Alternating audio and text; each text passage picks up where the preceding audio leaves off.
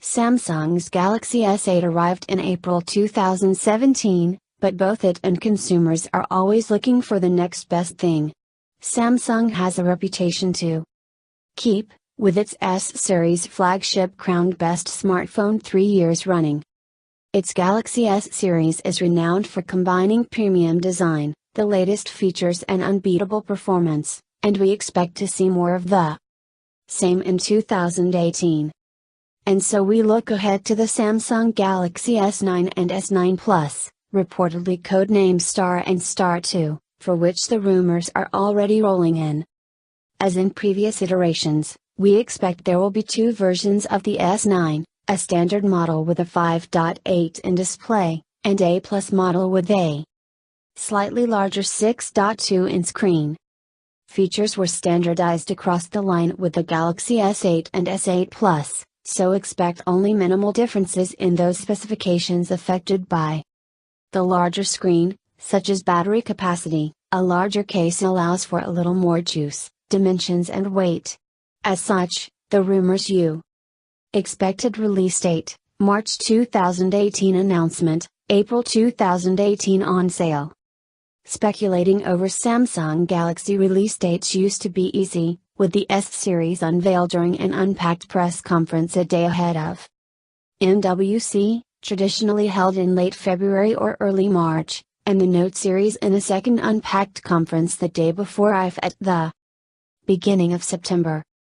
In the past couple of years Samsung has mixed things up, announcing the Galaxy Note 5 in August 2015 and the Note 7 in August 2016, both ahead of IF. Then, in 2017, it announced the Galaxy S8 and S8 Plus in March, sometime after February's MWC trade show. The phones eventually went on sale at the end of April. The early Note announcements have allowed Samsung to get out slightly ahead of key rival Apple with its September iPhone announcements. And though it has never officially confirmed what was the holdup for this year's Galaxy S8, we'd put our money on a combination of extra safety checks in light of the Note 7 battery explosions and some strategic planning given that Samsung had the exclusive on the Snapdragon 835, this year's flagship phone processor of choice. Since Samsung helped Qualcomm to build the 835, it was agreed that no other phone using that processor could go on sale before the Galaxy S8. Key rival LG was forced to opt for the Snapdragon 821 in its G6, while HTC and Sony pushed back their U11 and Xperia XZ premium launches so far that consumers lost interest.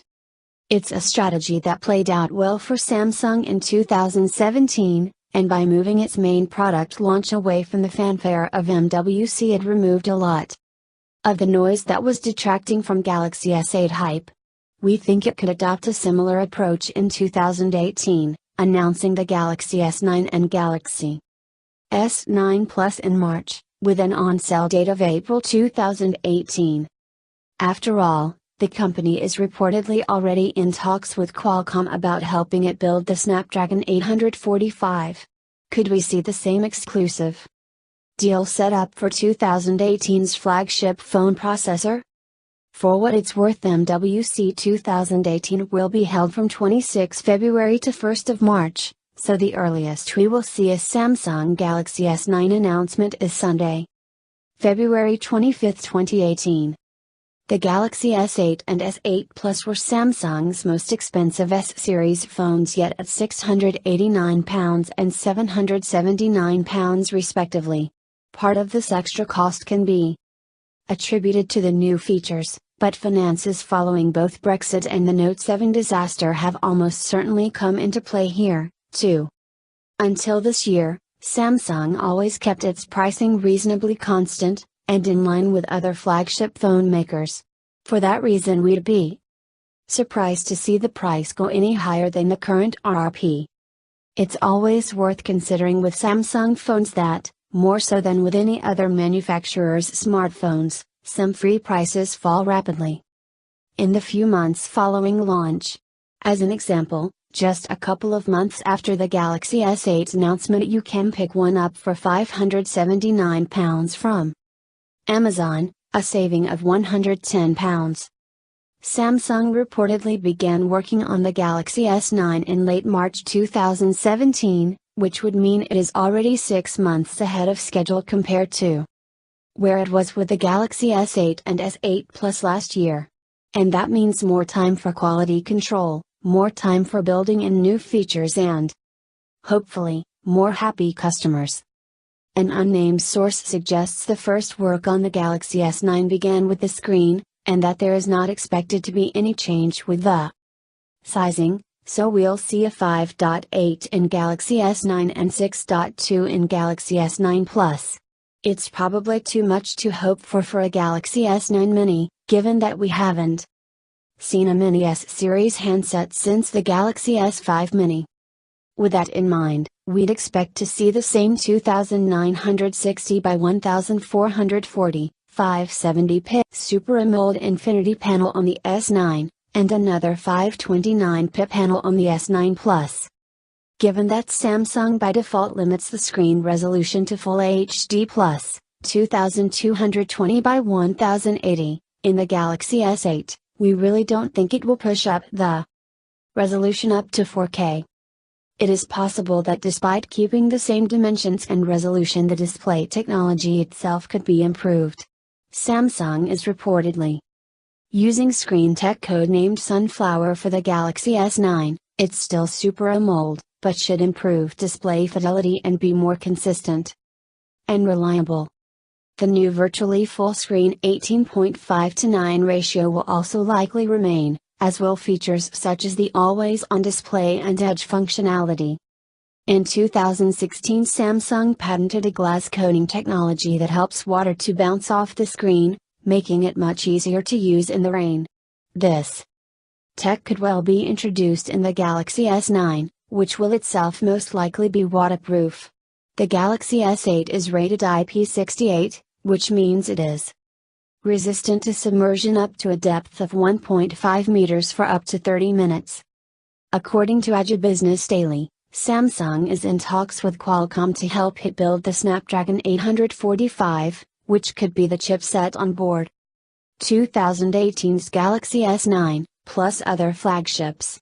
However, it says Taiwan's TSMC is in the running as well as Samsung. TSMC is responsible for Apple's A11, another 10nm chip.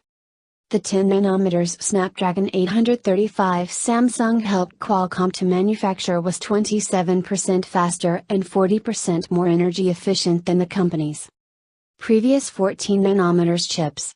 The upcoming Snapdragon 845 is set to be built on the 7nm manufacturing process, and will be even faster and more efficient than ever. The nm figure relates to the distance between transistors, and the more you can squeeze onto a chip, the faster it will be.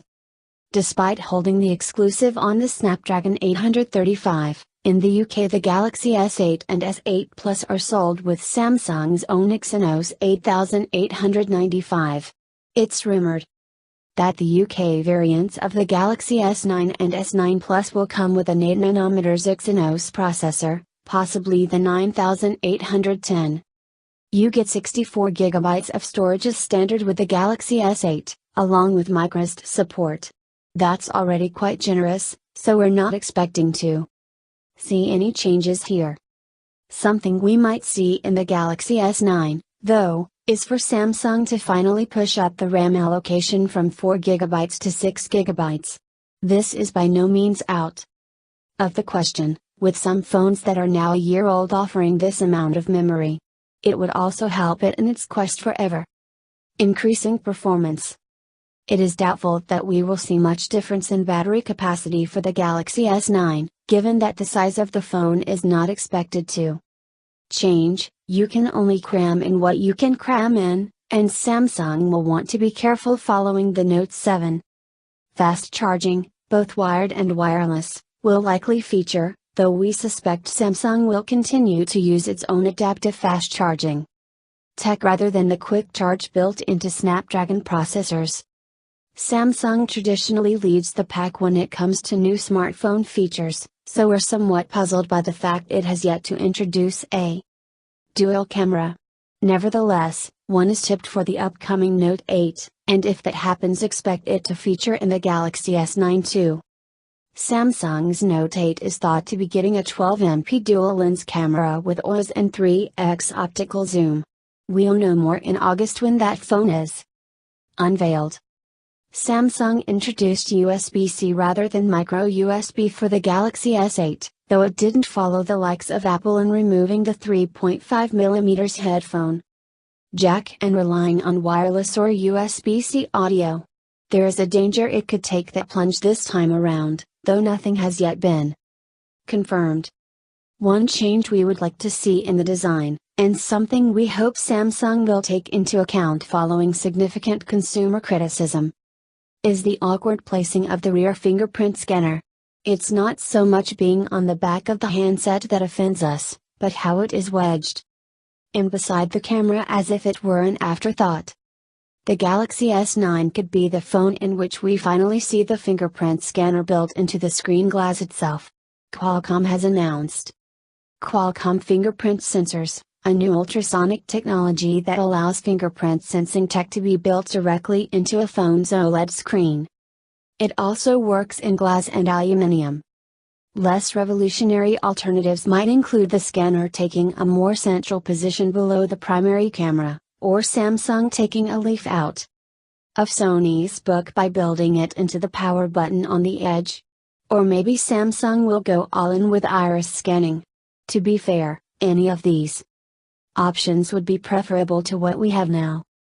We're expecting the final version of Android O to be revealed in September or October 2017, with the next version, Android P, not due until the same time next year, well after the Galaxy S8's anticipated announcement. It's therefore almost certainly the OS you'll find on board the S9 and S9 Plus, albeit with the TouchWiz UI on top. Samsung also introduced the Bixby AI assistant in the Galaxy S8, which we would have thought would have only got more intelligent for the Galaxy S9. It is way too early for leaked images of the Galaxy S9 and S9 Plus. The main image shown on this article is of the Galaxy S8 Plus, though we will publish them here as soon as we spot them.